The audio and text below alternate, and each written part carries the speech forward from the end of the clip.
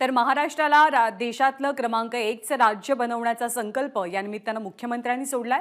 इकडे नागपूरमधल्या राष्ट्रीय स्वयंसेवक संघाच्या मुख्यालयामध्ये सरसंघचालक डॉ. मोहन भागवत यांच्या हस्ते ध्वजवंदन संपन्न झालं। त्यानंतर सरसंघचालक मोहन भागवत हे सर्वांना संबोधित करणार आहेत।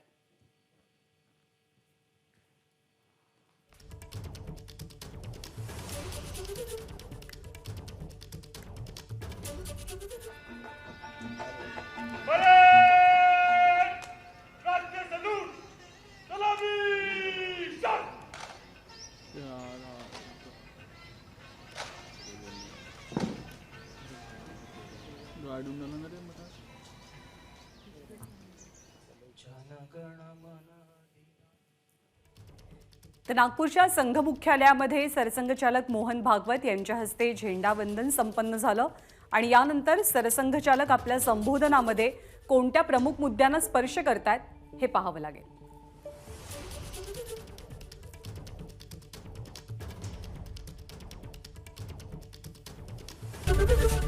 एबीपी माझा, उघडा डोळे बघा नीट।